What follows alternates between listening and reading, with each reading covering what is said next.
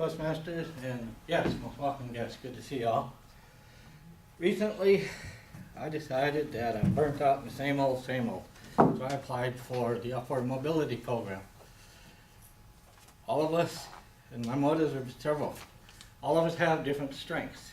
I'll use some examples. Vince. Didn't make it jump. An English major. Very excellent with languages and all those skills. Sam, programmer. She's still programming, right? Nothing's changed? Can I know? Mario. The point I'm trying to make is each of us have our strengths and weaknesses. Sometimes we fail to utilize our strengths. Many reasons, as this book will mention as I go over it for you today. Sometimes we get in a rut, and the statistics in here are very interesting. It deals with management and how people get burned out as a direct feedback from or management, supporting or lack thereof. So today, we'll go over this. The book, the author is Tom Rath. The data is from the Gallup poll company. I'm sure you've all heard of that one. And they have over 10 million polls they conducted through the years.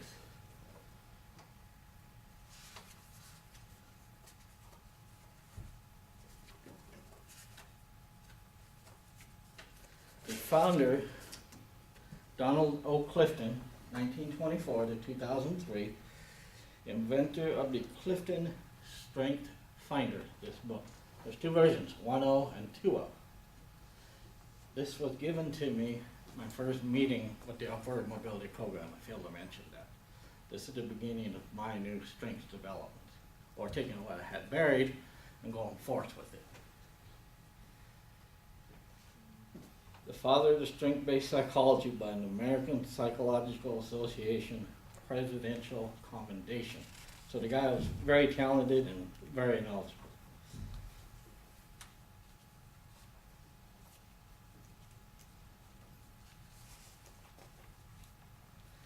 In 1998, I began working with a team of Gallup scientists led by the late father of strength psychology, Donald O. Clifton.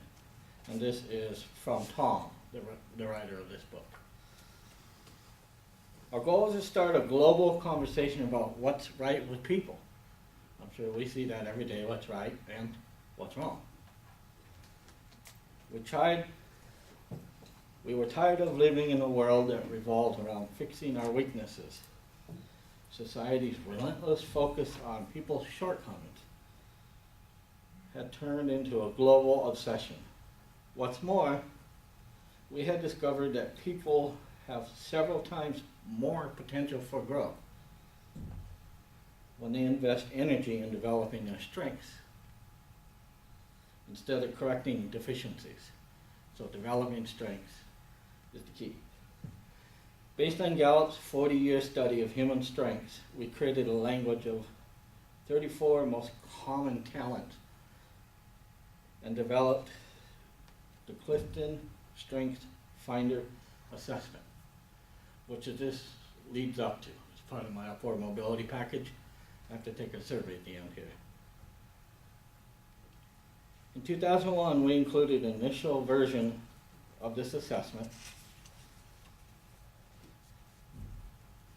with the best-selling management book, Now Discover Your Strength. The discussion quickly moved beyond the management audience of this book. It appears the world is ready to have this conversation. Over the past years alone, millions of people have participated in Strengths Finder and learned about the top 5 themes of talent. So of all the 28, there's top 5 that we're going to focus on in this book. And now, Discover Your Strengths has spent more than 5 years on the bestsellers list. The assessment has since been translated into 20 languages and is used by businesses, schools, and community groups in more than 100 nations. So that's very well out there. Yet when it comes to creating strength-based families, communities, and workplaces, we still have a lot of work to do. Over the past decade, Gallup has surveyed more than 10 million people worldwide on the topic of employee engagement, or how positive and productive people are at work.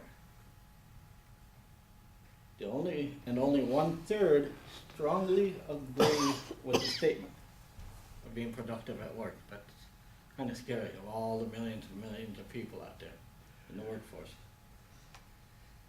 At work, I have the opportunity to do what I do best every day, said one person.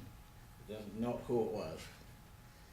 And for those who do not get to focus on what they do best, their strengths, the costs are staggering.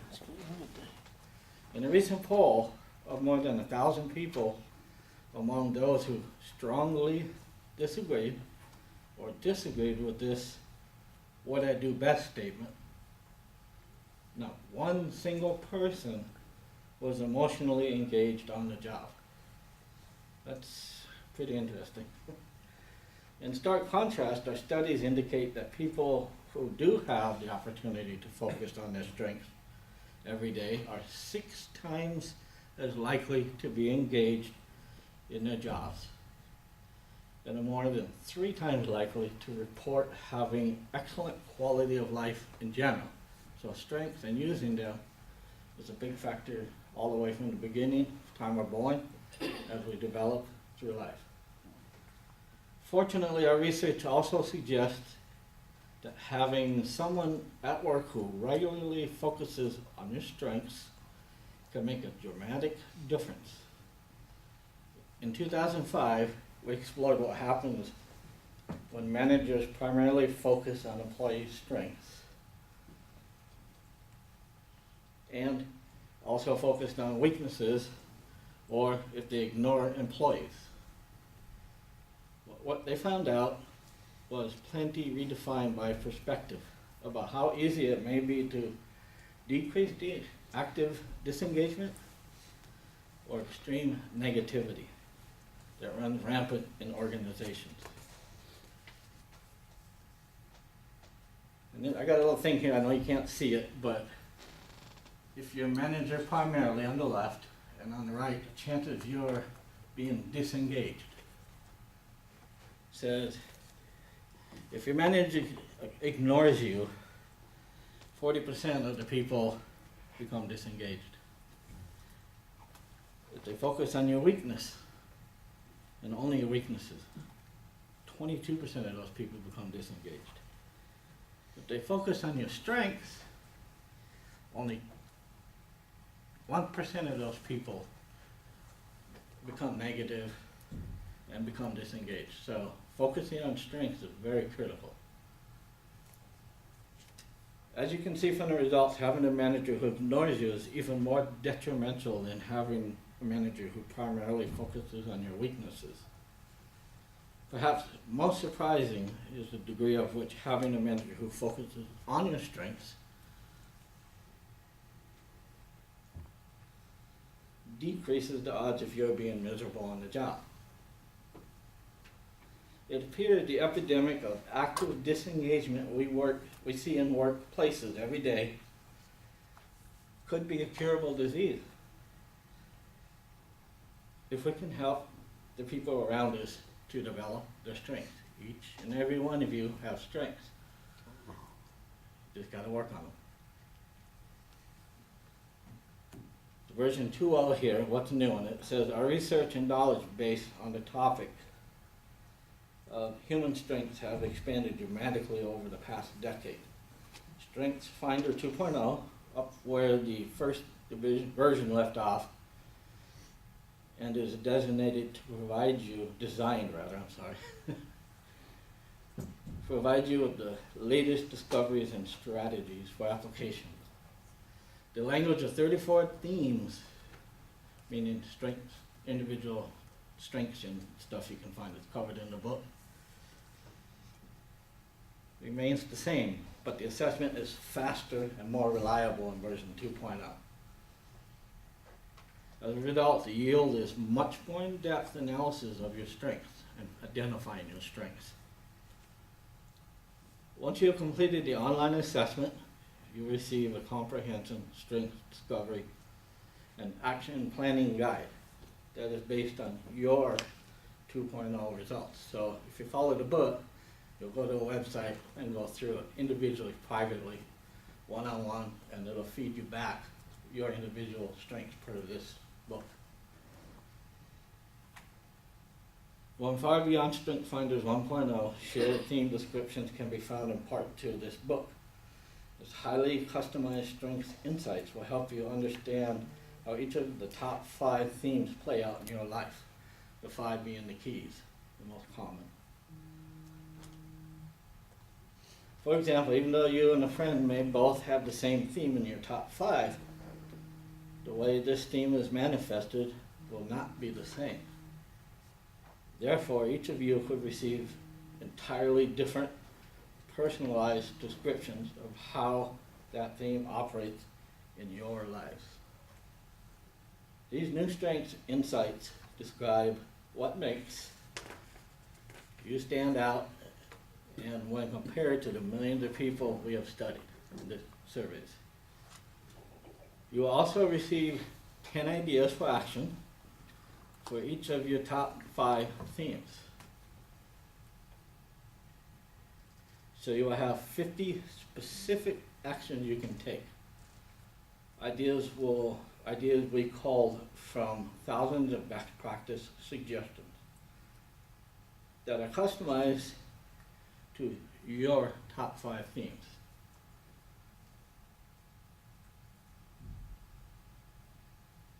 In addition, the guide will help you build a strengths-based development plan by exploring how your greatest natural talents interact with your individual skills, knowledge, and experience.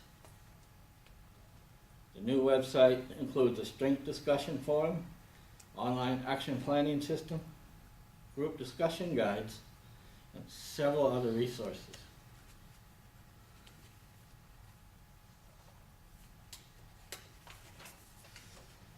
Now, in the parting thoughts here before as we progress through the book, this is what I thought very interesting. Our natural talents and passions, the things we truly love to do, last for a lifetime. But all too often, our talents go untapped. Mark Twain once described a man who died and met St. Peter at the pearly gates. Knowing that St. Peter was very wise, the man asked a question that he had wondered about throughout his life. He said, "St. Peter, I have been interested in military history for many years.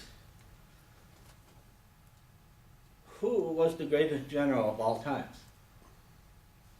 St. Peter quickly replied, "Oh, that's simple. That's a simple question. It's the man right over there." "You must be mistaken," responded the man, now very perplexed at that response. "I knew the man on earth, and he was just a common laborer." "That, my friend, is right," assured St. Peter. "He would have been the greatest general of all times if he had been a general." Madam Tussman.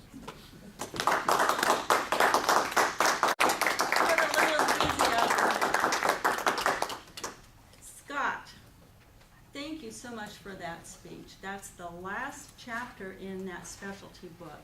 Good for you. That means 5 specialty speeches you've accomplished. Awesome. As you were standing here and opening up your book to read, I was thinking, you've come a long way. I remember your icebreaker. You were here like this, with the paper in your hand that accented the shaking. But you had the courage to come up here and do it, and you did. And thinking of that time of your icebreaker and thinking of today, you've grown so much that I can see the veil of confidence starting to encloak you. And that's a wonderful place to be, because you're only going forward from here. And I'm glad that I'm here to witness that. You're one of those diamonds in the rough, if you will. And I think diamonds have about 22 or 24 facets to accent the beauty and brilliance of the stone. I think you're about 12 facets in, and you're starting to shine. The chapter that you chose was a chapter on reading out loud. That's a hard chapter to master. And I found it interesting that Scott took a book that's very dry reading until you get to the chapters of analyzing your strengths. Did you take that test? Not yet. Oh, Scott, please do. You'll be amazed on what comes out in your strengths.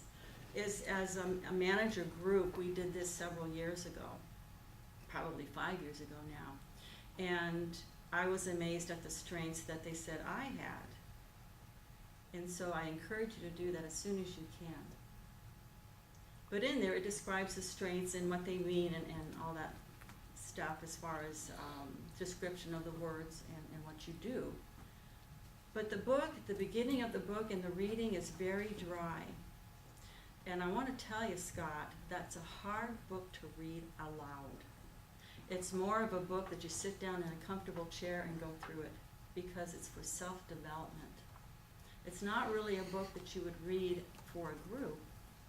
It's more of an individual. Although as a manager group, they did that, but they did it in segments.